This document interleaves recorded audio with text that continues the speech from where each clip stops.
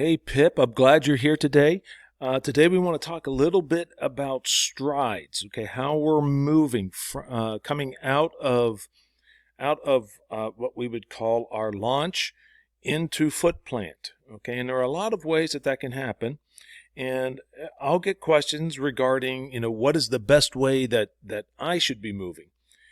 And let's start with the idea that the body has this wonderful innate sense of movement, right? Excuse me.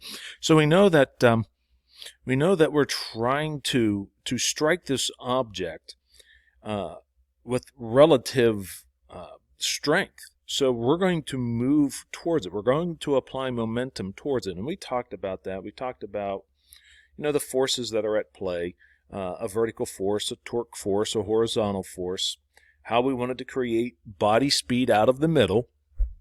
And so, I just want to marvel at how the brain is actually working. And not only are we moving, we have to have this ability to track the ball. Okay? And, a lot of times we'll hear people say, well, your head can't move, so on and so forth. I would say Mr. Bagwell's head moved quite a bit. I would say Babe Ruth's head moved quite a bit.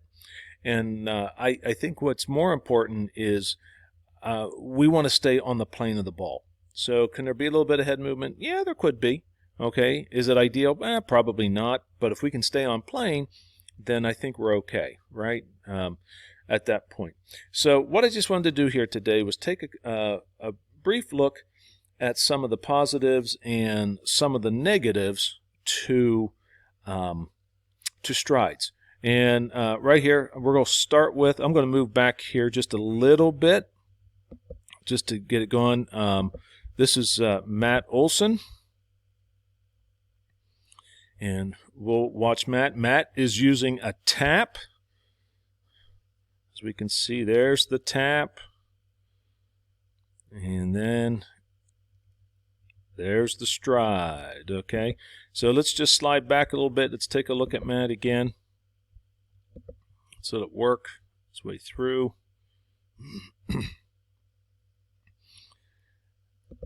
And at this point, Matt has done a really good job. The advantages of the tap is he's going to create some hang time.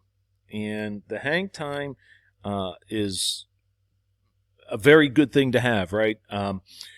What it allows him to do, it's going to allow him to what we would call getting into the library and reading. So he's going to be able to read what is happening with the pitch on the way to him. So the high kick, it allows him to do it.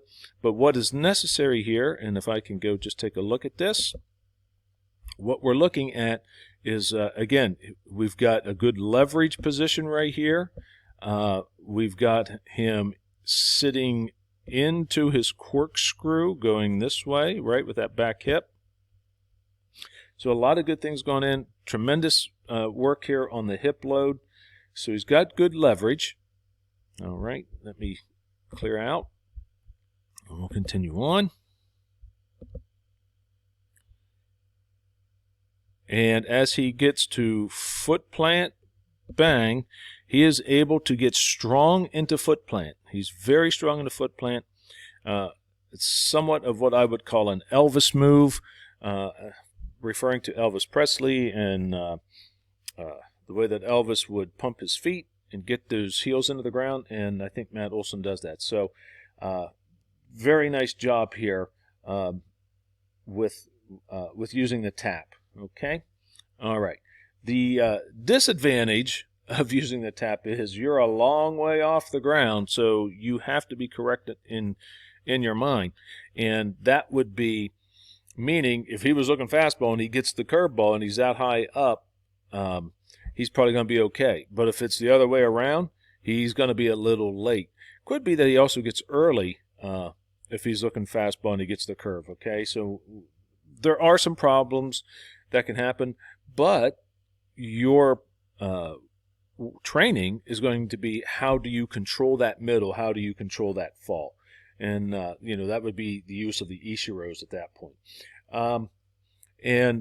Most young kids, when they use that move, they're a little early with it. And typically, let's go back to this again. Let me see if I can get them back here. I'm going to move on. It is at pitch release that the tap happens and the knee is lifting. Okay, there's the tap. That would be pitch release. So there's a tempo that works in there. It goes hand in hand with what we're going to look at next.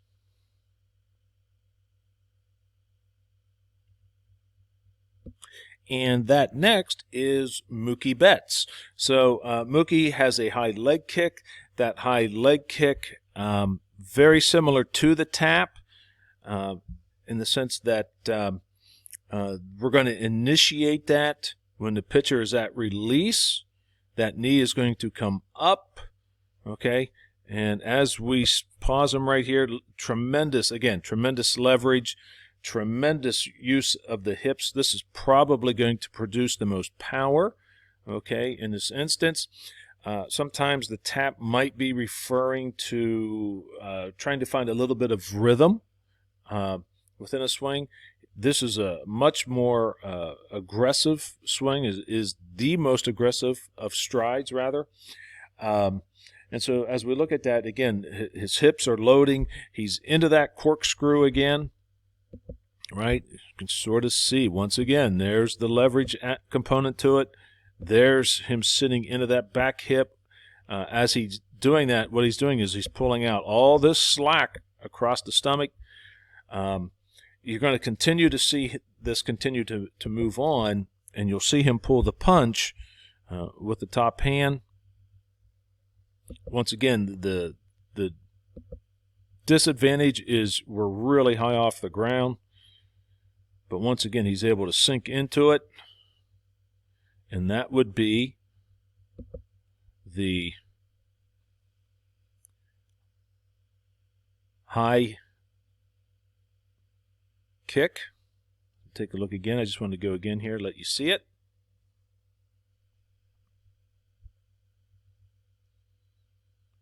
And into plant, okay? Pretty good job here.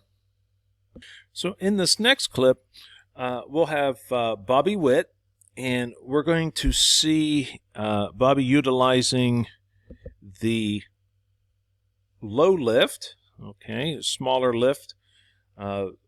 Obviously, the leg's not going to travel as far. And what is an advantage of this is that you're not that far off the ground. Right? He's just not that far off the ground. So what makes it an easier stride to control. The downside is you're not that far off the ground. Okay, so it becomes a little harder on the decision-making process. Okay, so you don't have quite as much time. You can't make any adjustments within the fall because it's not as long as a leg lift. So some of the positives are also some of the negatives, okay? But once again, that's the low kick. The advantage there, it's easy to control. The disadvantage is it's lower to the ground, and therefore the decision-making, whether or not to swing is going to be a little more constrained. So there's things that a little less time in that particular stride. Okay, and now let's go take a look here at Bo Bichette, if we can. I'll look for Bo. And this is Bichette. He does a really nice job. This is a no stride, but you can see he's going to get down into his tremendous corkscrewing action here. Okay, he's really getting down into it. He's really loading into it. Let's see. Let's keep you moving there. Let's bring him back. So we can see that again. My apologies there. Let's look at him again. He's got that tremendous sit into the corkscrew. Okay, he's pushing back a little bit over the back foot, but he has that drift. There, I see tremendous separation of the lower and the upper half. Okay, and so what works well for this, again, I'll let it go again, is that his feet are down right away. Okay, so he's not going to be late. Okay, he's going to work really hard on being 100% on time and 100% efficiency. Okay, I would say the bigger problem here is despite what coaches would have us believe, we're probably not going to be able to hit everything.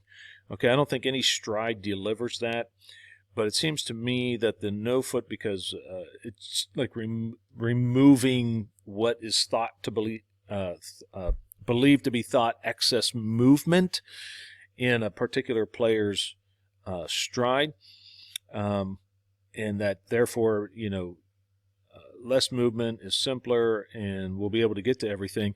And what I would say is the fallacy there is that we're just not going to be able to hit all pitches with a no stride. Okay, typically we see it when we're not quite sure what is about to happen and we're trying to hedge the bet, and so we might be looking off speed but still trying to be able to get to a fastball if that arrives. Okay, so a lot of times we might see that as a cheat step in a two-strike approach, but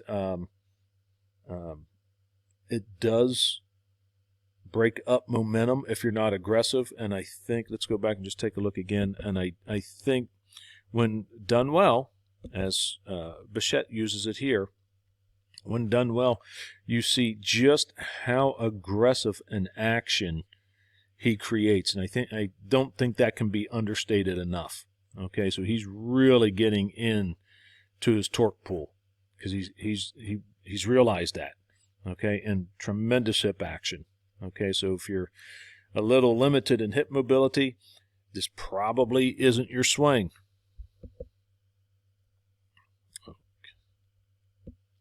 And I wanted to finish here with Jose Altuve.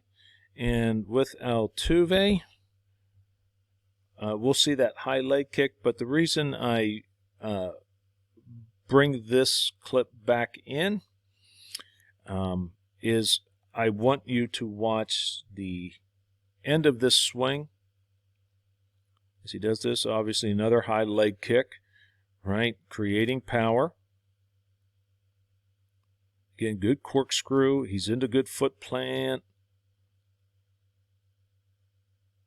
And then we'll see the scissor kick. Okay, so we see his scissor kick. Let's get back.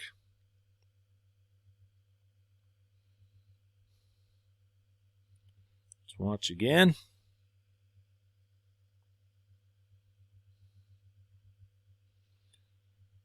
As he does this, and the scissor kick is nothing more than that right leg is going to kick behind him just a little bit.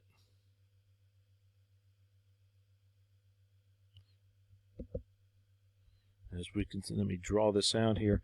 You can see his front foot has come to the front line of the box. We see this back foot starting to work on the back side of the box. Okay, and what he has done by scissoring off, he has pulled the slack out of here. All right, so he's working across this. He's done a good job. He is holding the barrel here. Okay, he's done a good job of that. But so we'll see a little more slack pull, and this is probably an innate swing. Okay, if you just probably left people alone as a baby or such, we'd probably see this as the predominant swing type.